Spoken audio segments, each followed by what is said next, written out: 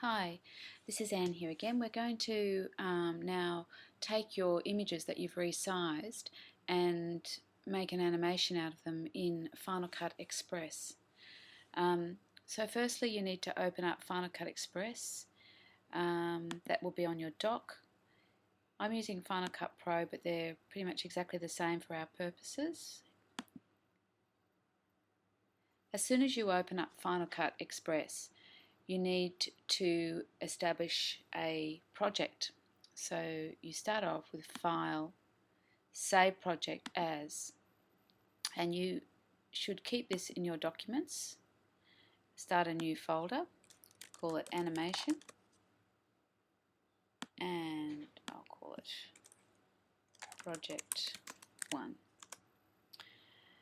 The first thing that you do once you've opened up Final Cut is to arrange your desktop. So if I go to Window and Arrange and to Standard, I'll come to the default position of the interface. Now I'm opening Final Cut Pro and you have Final Cut Express, and this window here contains a sequence, and you will have a different icon on yours, but up here you will see some buttons that you can press to change it to look like this, so that you have a small icon with some text. There are other ways of doing this, but before you start, I'd like you just to click on one of these icons up here to change your window so it looks like this. The first thing that we need to do is to prepare to bring in still images for animation, and we need to go to the settings, which are up here in User Preferences, and one of the most important things when you're working with animation or with any art project is to have your autosave vault set to 1 minute. So every 1 minute, regardless of what you do, it saves a copy. So make sure that that's on there. The levels of undo you can change, and the all of these things that you can change. I usually untick all of these because they're not really necessary when you're working with any drawing or animation project. The next one, which is very important, is in editing here. The still freeze duration represents the amount of frames that come in for each still image. These numbers represent hours, minutes, seconds, and frames. And as we mentioned before, in DVPAL, in the Australian recording standard, there are 25 of these frames for every 1 second. So when this reaches 24, it clicks over to 1 and becomes 1 second of motion.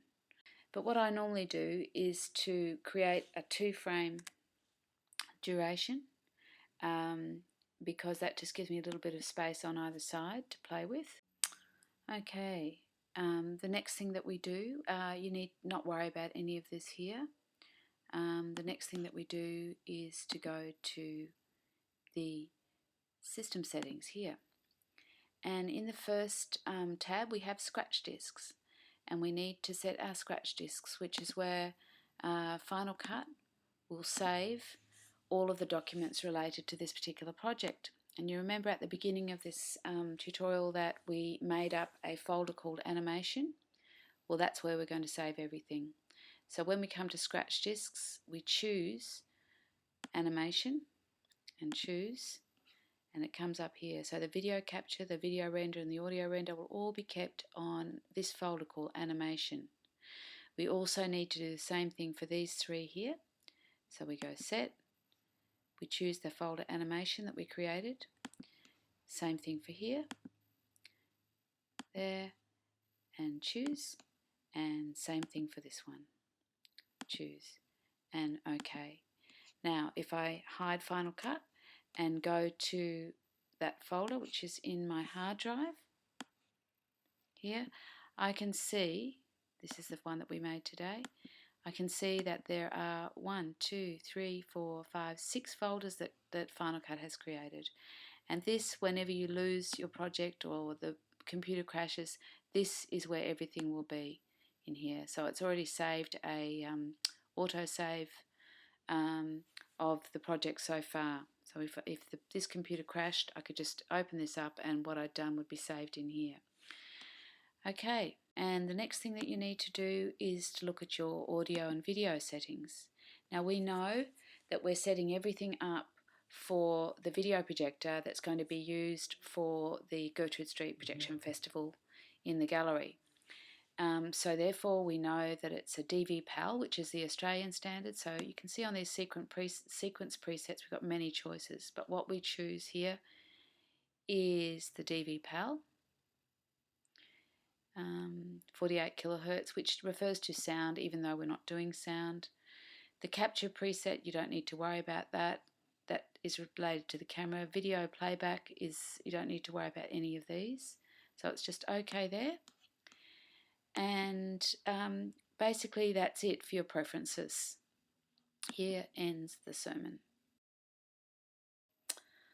Okay, so now I'm ready to import the adjusted images that we made in the last tutorial, which represents the drawings that you've done in your animation. Now, I want to import a folder because all of those images have been saved in a folder. So I go File, Import, and choose, instead of Files, I choose Folder, and I choose on my desktop the adjusted images here, and I bring them in like this. So all of these images have been set at 768 by 576 pixels. Basically, I have a folder here. This sequence 1 represents the timeline, and this is what's going onto the timeline. If I untick this, I can see all of my still images, and I can see that they're all 2 frames because that's what we told it to do in the preferences. So now if I just grab them, they're all also, another very important thing about these images is that they're all in order of animation of time. So when you take your images from your camera, depending on the type of camera, you need to make sure that they're numbered correctly, because what I can do to save a lot of time is just click the folder and drag it onto the timeline. Okay, so just a few things about this interface. You'll see here that this is the timeline. This is called a viewer here. Now if I double click one of these images here, it'll come up here as a single image.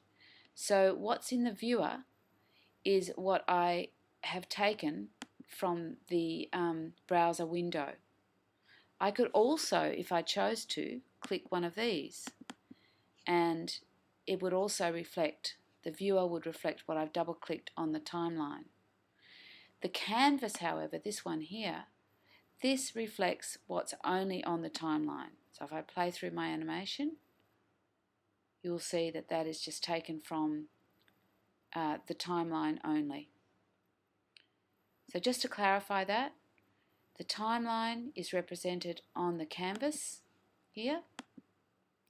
Individual files are represented in the viewer, whether they come from the timeline or they come from the browser window. Okay, you will also notice down here on the timeline that there are these icons here. You'll see that this little one here says toggle timeline track height. In fact, everywhere on your interface you will get little notes on what the icons are. Now, I don't like my timeline like this. I can make it small because I want more space to actually do what I need to do. Now, I have imported these images in at 15 frames per second. This is actually taken from a 25 frame per second video, but I've reduced it down to 15, which is almost imperceptible. But I know from after seeing the original that there is actually drop frames in here. And basically there I have my animation. And that is pretty much it for this tutorial.